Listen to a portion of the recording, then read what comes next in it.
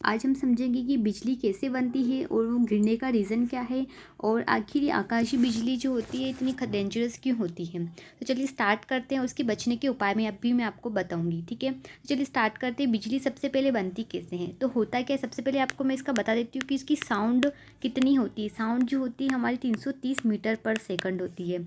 और जो लाइट होती है, लाइट उसकी स्पीड होती है हमारी 3 इंटू 10⁸ मीटर पर सेकंड। यानी कि साउंड आप लोगों ने देखा होगा बहुत बार कि बिजली पहले चमकती फिर आवाज़ करती है। क्यों? क्योंकि इसकी जो स्पीड होती है ना, लाइट की स्पीड ज़्यादा होती है और इस साउंड की स्पीड कम होती है।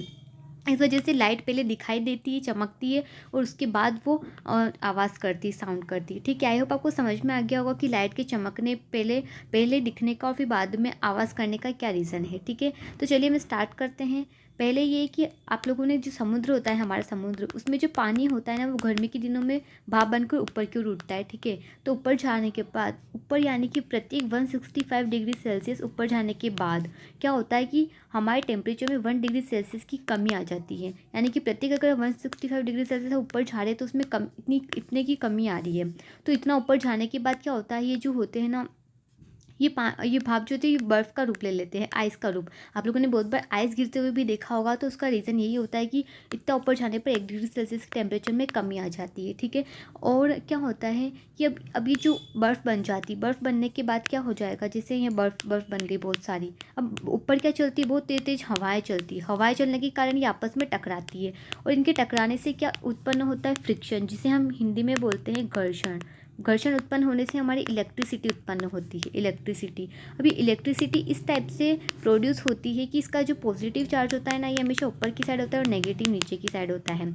अब क्या होता है, जब तूफान आता है, बिजली चमकती है, तब नीचे भी हवाएं चलती है और हवाओं के चलने से क्या होता है कि जो घास होती है या फिर पेड़ पौधे होते हैं, इनमें क्या होता है कि इनमें घर्षण यानी कि इनमें भी फ्रिक्शन उत्पन्न होता है। और फ्रिक्शन उत्पन्न होने से हमें पता है पॉजिटिव और नेगेटिव चार्ज होंगे। तो इसमें उल्टा होता है कि इसमें पॉजिटिव चार्ज ऊपर की होता है और नेगेटिव चार्ज नीचे। और ये नेगेटिव चार्ज होता है ना, ये भूसंपर्कित हो जाता है, यानी कि ज़मीन में चला जाता है, इससे तो ये न्यूट्रल हो जाता है। अभी नेगेटिव चार्ज जो होता है ना हमारा, ये पॉजिटिव चार्ज को ढूंढता है।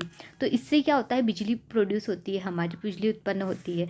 ठीक है, अगर और इसके बाद हम समझते हैं कि आखिर इसका मतलब इसका वोल्टेज कितना होता है। सबसे पहले आपको मैं बता देती हूँ, हमारी जो बिजली होती है इसका वोल्टेज 10 करोड़ होता है। 10 करोड़ हमारे घर के अंदर जो वोल्टेज आता है वो तो सुनो, वो हमारा होता है 220 वोल्टेज का। सोचिए कहाँ 220 वोल्ट और कहाँ 10 करोड़ वोल्ट, कितनी खतरनाक होती है ये। उसके बाद यहाँ इसकी जो करंट होती है, करंट यानी कि धारा इसमें जो होती है वो हमारी 10,000 एम्पियर तक होती है। 10,000। हमारे घर की वॉशिंग मशीन्स होती है और सब चीज़ें होती है, उनमें भी हम 5 एम्पियर की ज़रूरत होती है नॉर्मल। और कहाँ ये 10,000 एम्पियर तक की होती है, कितनी ज़्यादा होती है। आप सोच सकते हैं कि मतलब कहाँ 5 एम्पियर पर हमारी वॉशिंग मशीन काम करती है। और इसकी जो हीट होती है, इसमें जो ऊष्मा होती है, एनर्जी होती है, वो 27,000 डिग्री सेल्सियस से ज़्यादा, मतलब इससे कम नहीं होती, इससे ज़्यादा होती है। सोचिए कि सन मैंने आपको बताया था कि सन की जो सतह है उसका टेम्परेचर भी कम से कम 6,000 डिग्री सेल्सियस होता है।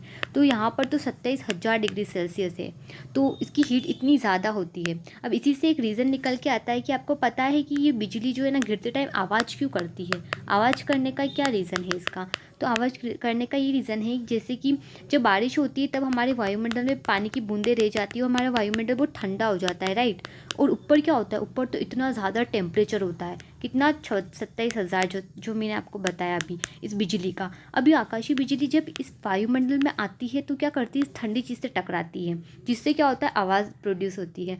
अब इसका एग्जाम्पल आप समझ सकते हैं कि हमारे घर में जो ऑयल होता है, ऑयल को गर्म करने के बाद हम कोई भी चीज़ें डालते हैं अचानक से, तो कैसा तड़का लगता है, एकदम से आवाज़ करता है, कितना तेज़ वाला। तो सोचिए वो तो बहुत कम टेम्परेचर था, अब यहाँ पर तो 27,000 डिग्री सेल्सियस है, तो सोचिए वो कितनी ज़्यादा आवाज़ करेगा। तो बस ये रीज़न है कि ये गर्म चीज इतनी हीट होती है इसके अंदर, और ये ठंडे के संपर्क में आने की वजह से आवाज़ उत्पन्न करती है। ठीक है, आई होप आपको समझ में आया होगा कि आवाज़ का प्रोड्यूस करने का क्या रीज़न है। ठीक है, अब हम इससे बचने के उपाय ढूंढते हैं। तो बचने के लिए हमारे जो एक साइंटिस्ट बेंजामिन फ्रैंकलिन नाम के साइंटिस्ट थे, उन्होंने एक तड़ित चालक यानी कि जिसे इंग्लिश में बोलते हैं लाइटिंग रोड नाम की एक इन्वेंशन करी तड़ित चालक का। जिससे क्या होता है, ये क्या करता है, इसको अगर हम अपने घरों में लगा दें तो इससे क्या होता है, सारी करंट वापस से चली जाती है। सॉरी, ये क्या होता है, जैसे तड़ी चालक ऐसा हमारे घरों में लगा हुआ होता है, जिससे क्या करते हैं, इसको ऐसे ले जाकर नीचे भू संपर्कित कर दिया जाता है। क्योंकि हम जानते हैं कि ज़मीन के अंदर चाहो उतनी करंट हो तो उससे कोई फ़र्क नहीं पड़ता है, उतनी ले लेती है वो। तो ये ऊपर का जो है ना बिजली को लेकर, इसको ज़मीन में करना ज़रूरी है, और ये फास्ट होना चाहिए। ये जो प्रोसेस हो रही है, इसके अंदर टाइम नहीं लगना चाहिए ज़्यादा, वरना टाइम लग गया तो प्रॉब्लम कर सकता है, ठीक है। और इससे बचने का मैं आपको उपाय बताती हूँ। ये तो इन्होंने साइंटिस्ट ने इन्वेंशन की थी। इससे बचने का ये है कि, और सबसे ज़्यादा कहाँ होती है, सबसे पहले ये है कि सबसे ज़्यादा बिजली कहाँ गिरती है। तो सबसे ज़्यादा जो होती है ना, ट्री के ऊपर बहुत ज़्यादा गिरती है। और सबसे ज़्यादा जो होता है हमारा छाता, जो जिसके बारे में हम कितनी बार कर चुके हैं। इसके ऊपर क्या होता है, ये रोड टाइप आपने देखा होगा लगा होता है, तो इसकी वजह से क्या होती है, करंट आती है एकदम, और हम जब इसको पकड़ के रखते हैं, जिससे क्या होती, बिजली के गिरने की ज़्यादा पॉसिबिलिटी रहती है। ये भी कंडक्टर टाइप का होता है, तो इस वजह से भी होता है कि हमें छाता लेकर के नहीं जाना चाहिए बाहर जाते टाइम। और फ़ोन पर तो बात बिल्कुल भी नहीं करनी चाहिए, क्योंकि वो हमारे टावर से कनेक्ट होता है, ठीक है। तो बस यही कि हमें बचने के लिए यही करना चाहिए। और सबसे अच्छा मैं बताऊँ आपको, तो हमें दूरी बनाए रखनी चाहिए। हमें मतलब इतने 100 फीट की दूरी कम से कम बनाए रखनी चाहिए, और बैठ जाना चाहिए, जिससे हमारे ऊपर करंट आने का ज़्यादा चांस ना रहे। और हमें ज़्यादा तेज़ नहीं भागना चाहिए। मतलब अगर हम दौड़ रहे हैं, जैसे बिजली आते ही हम कितना डर जाते हो, बिजली आने के बाद हम भागने लगते हैं इधर से उधर, तो भागिए मत, आप एक जगह खड़े हो जाइए। इसका रीज़न ये है कि जैसे जैसे आप भागोगे, भागने से क्या होगा कि मतलब आप भी, हम खुद भी, इंसान में एक कंडक्टर होता है, एक अच्छा चालक होते हैं हम भी।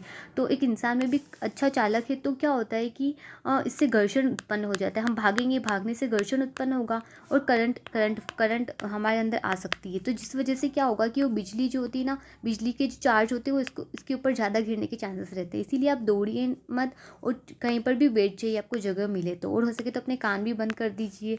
तो ये सेफ्टी है कि आपको दौड़ना बिल्कुल नहीं है, और छाते को बिल्कुल नहीं ले जाना है।